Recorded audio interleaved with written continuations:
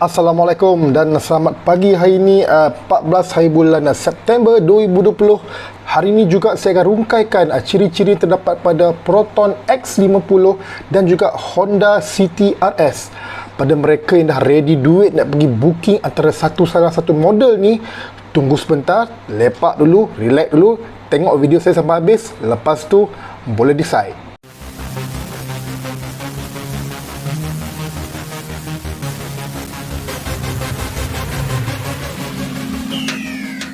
Okey gang, Assalamualaikum semua. Selamat datang ke channel Safian TV. Nama saya Safian. Sebelum saya nak mulakan tentang benda ni yang topik memang tengah panas ni, okey, saya nak shout sikit pasal channel kawan saya, Herwan AB nama dia. Herwan AB ni kawan saya yang memang seorang YouTuber yang memang berjaya.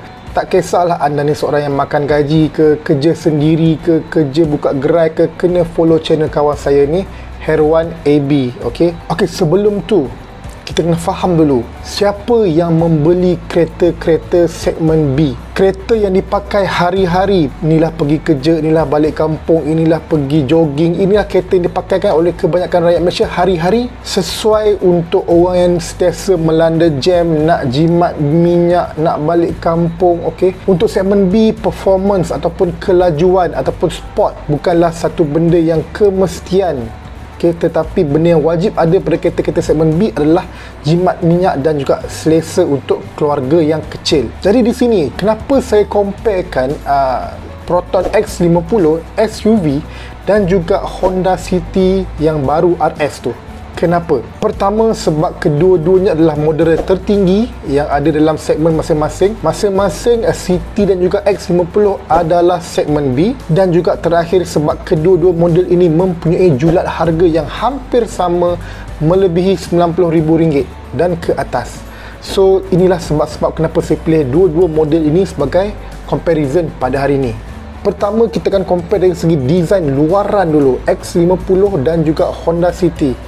Desain luaran ni subjektif. Ada yang kata desain ni lebih cantik, ada yang kata desain ni lebih cantik. Terpulang, tak ada betul, tak ada salah bab desain ni. Sebab kalau kata tak cantik, takkanlah designer dia boleh mereka bentuk macam tu, takkanlah bos dia boleh approve desain macam tu kan. So desain adalah subjektif, terpulang, ada yang kata cantik, ada yang kata cantik.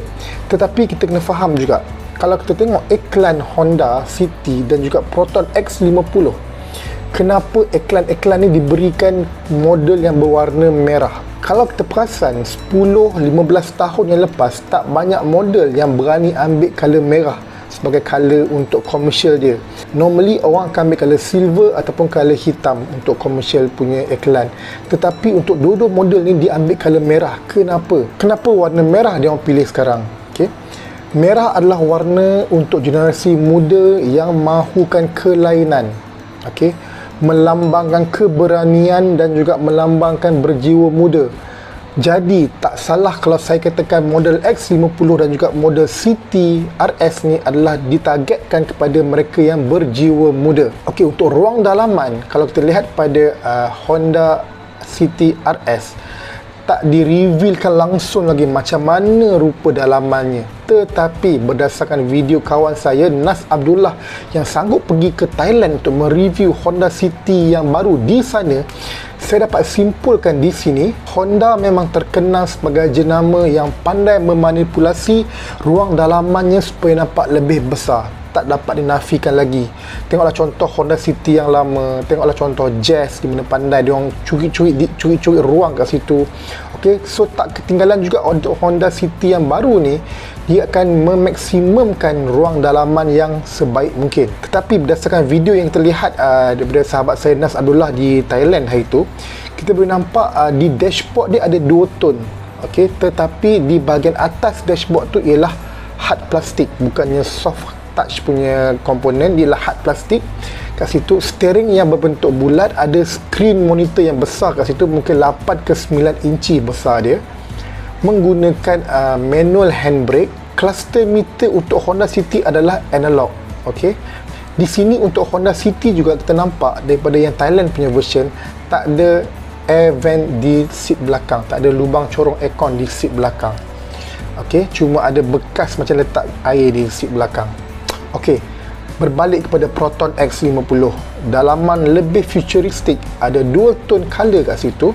Okey, atas adalah soft touch berwarna maroon dan tengah-tengah dia adalah metal brush punya color metal kat situ yang ada macam brush tu.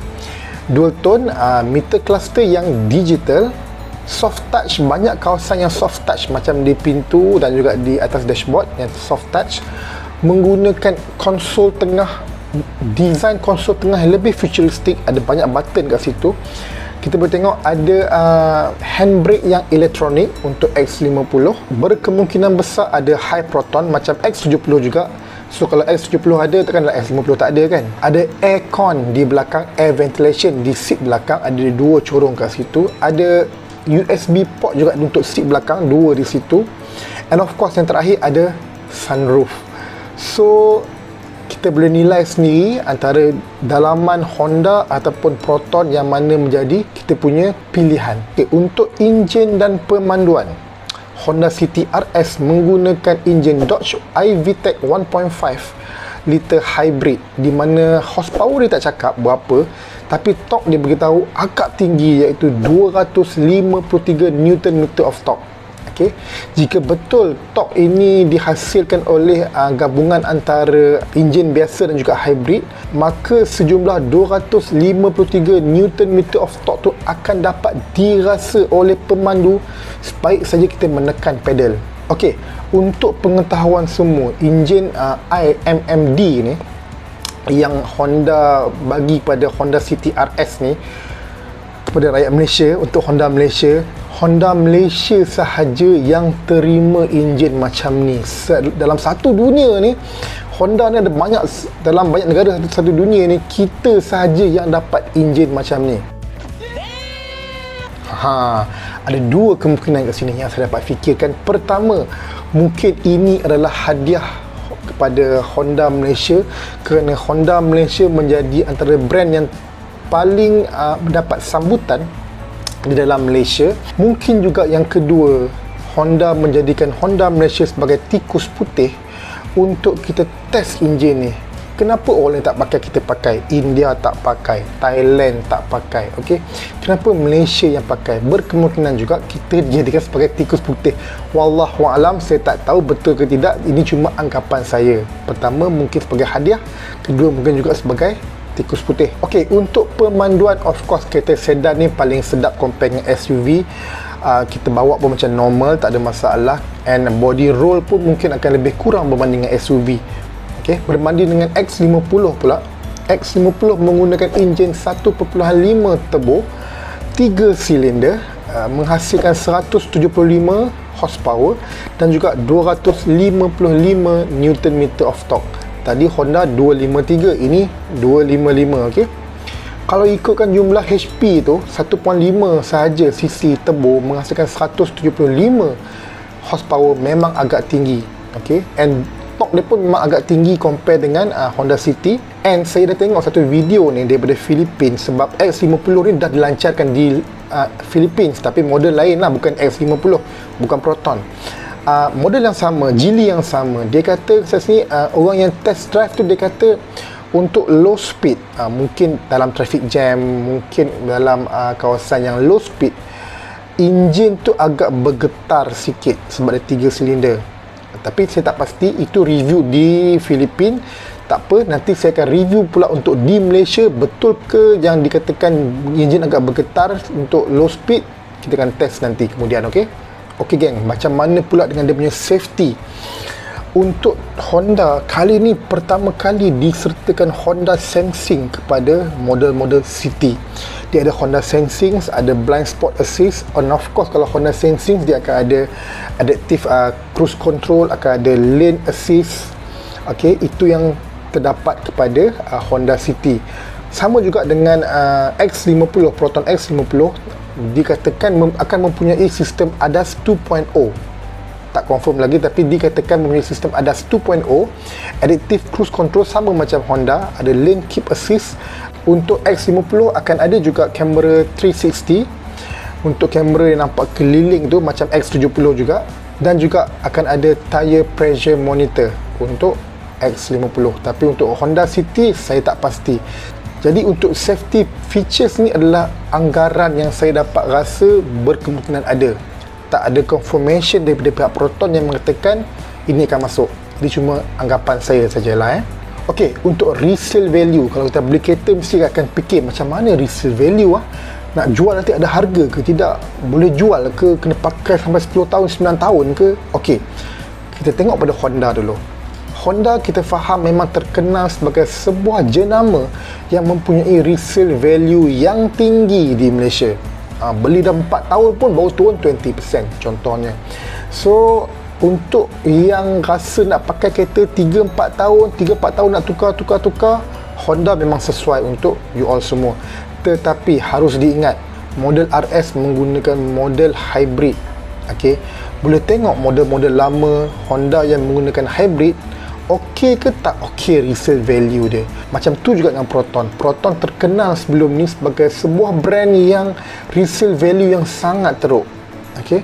Even saya sebelum ni pun menggunakan Proton pun terpaksa membayar Proton sampai habis, baru boleh fikir nak jual ke tak jual, sebab tak untung kalau kita jual in between 4-5 tahun tu. Tetapi harus diingat, sejak Geely mengambil alih Proton, model-model yang dikeluarkan bukanlah local model sebelum-sebelum ni. Jadi jangan tertipu dengan Proton sekarang. Sekarang bukan lagi yang dulu, okey?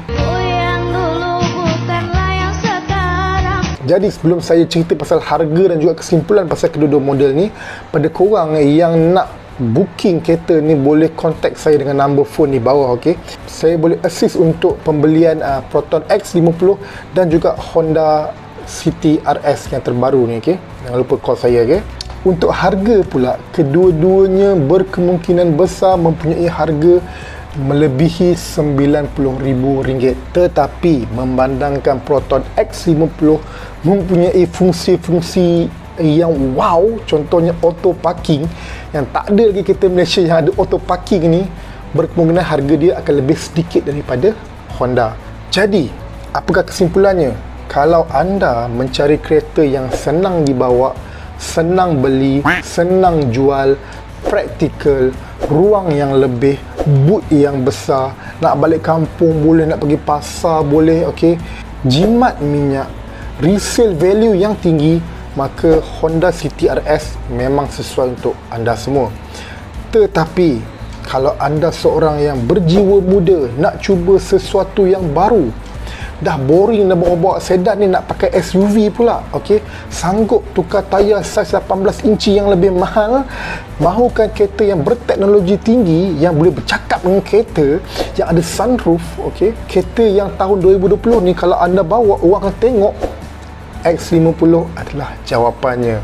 Jadi decide elok-elok, tunggu kedua-dua model ni ada dulu, test drive dulu, jangan kalut-kalut nak booking sekarang, sebab ini adalah komitmen anda selama 9 tahun. Salah beli, menyesal bang, okey. Relax dulu, fikir habis-habis, solat istikharah dulu, jangan lupa subscribe, jangan lupa share pada kawan-kawan tengah cari kereta tu, nak beli kereta tu, share kat dia orang. Sampai situ dulu. Assalamualaikum.